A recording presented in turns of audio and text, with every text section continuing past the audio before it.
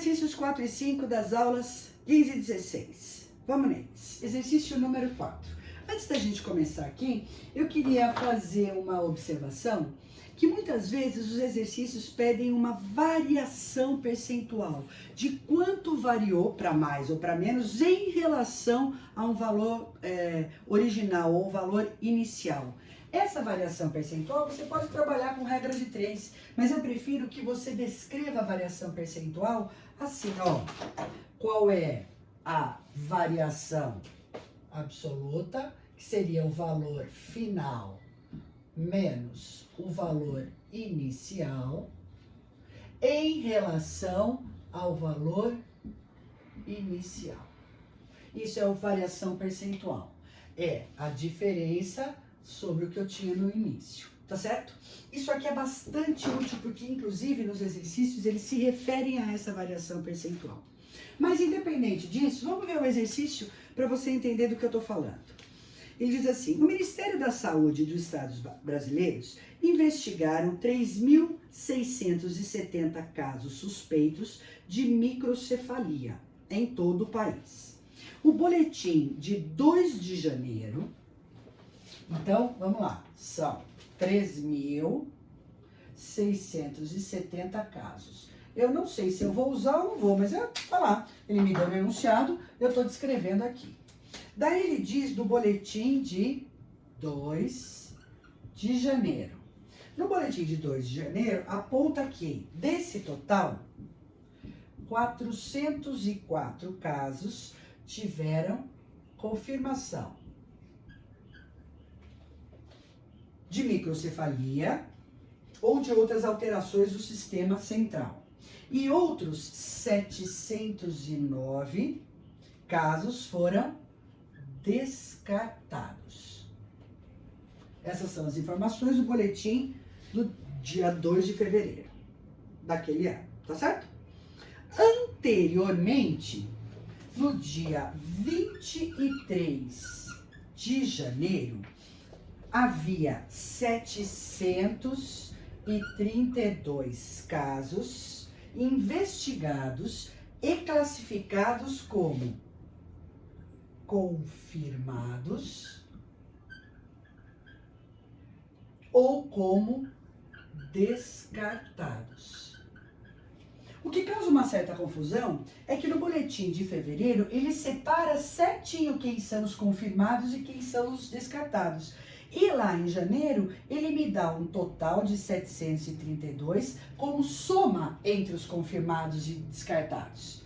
Entende? Então, para eu estabelecer uma comparação desse número com o boletim de fevereiro, na real, eu tenho que somar esses dois valores, tá certo? Que vai dar um total de 1.113 casos em fevereiro e eram 732 casos em janeiro, tá certo? Então, houve um aumento de casos de janeiro para fevereiro. Ele diz: de acordo com os dados do texto do boletim de 23 de janeiro para de 2 de fevereiro, o aumento no número de casos classificados como confirmados ou destacados foi de aproximadamente quanto? Veja, ele está me perguntando essa variação de janeiro para fevereiro. E esta variação sempre é dada em porcentagem em cima do seu valor inicial. Então, ele está me pedindo ali de quanto variou esse número em porcentagem. Então, eu falo assim, ó, esta variação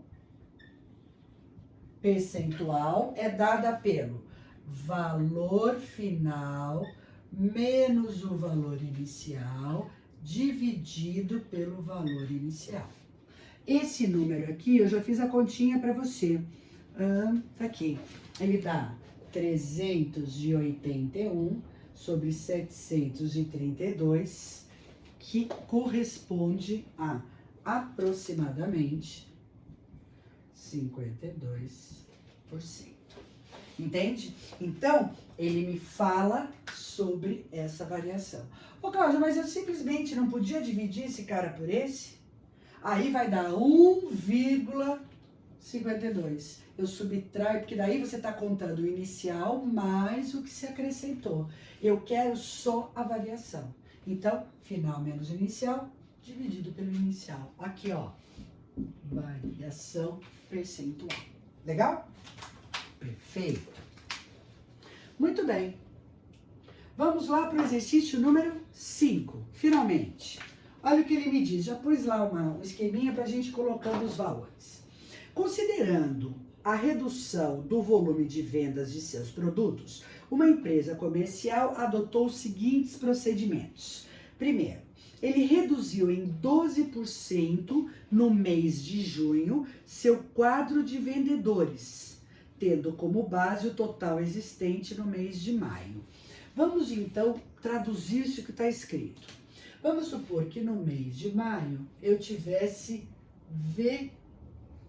vendedores, tá bom? O que aconteceu de maio para junho? Houve uma diminuição de 12% no número de funcionários. Então, qual é o fator multiplicativo de maio para junho? O fator multiplicativo de redução é 1 menos a porcentagem. Vou escrever de novo. É 1 menos 0,12, que dá 0,88. Então, em junho, eu tenho 0,88 do número de funcionários, de vendedores que eu tinha em maio. Esse é o primeiro cálculo. Então, esse é o número de pessoas trabalhando em junho. Após nova avaliação, reduziu novamente, no mês de novembro, o seu quadro de vendedores, desta vez em 5%, considerando o total existente do mês de outubro. Então, de outubro para novembro, ele diminuiu novamente o número em 5%. Mas eu não sei quantos vendedores ainda tinham lá em outubro, porque eu não li o restante do meu exercício aqui. Daí ele diz assim, reduziu em 5%, considerando outubro. Após os dois procedimentos, a empresa ficou, lá em novembro, ela ficou com 1.881 vendedores. Eu gostaria de saber, assim, se de junho a outubro o número de vendedores ficou estável, ó, de junho para outubro o número de vendedores ficou estável, então o número de vendedores do mês de maio é quanto? Bom, vamos lá. Eu tinha V vendedores em maio, caiu para 0,88 do V, foi assim até outubro. De outubro para novembro diminuiu em 5%. Se diminuiu em 5% daqui para cá, o meu fator multiplicativo é de redução, 1 menos a porcentagem, que corresponde a 1 menos 0,05, que dá 0,95. Ou seja, em novembro eu tenho 0,88V vezes 0,95. Lembra? É uma redução em cima de uma outra redução. Eu fiz essa continha para você também, que é o 0,88 vezes o 0,95. Isso vai me dar 0,836. Agora sim, nós somos capazes de montar a nossa equação. Por quê? Porque do V, né?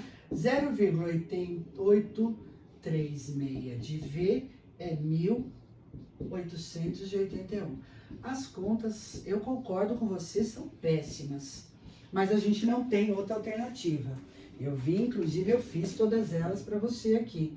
Então, o número de vendedores no mês de maio era 2.250. Ele fala, esse número de vendedores é o número que está entre 2.225 e 2.230.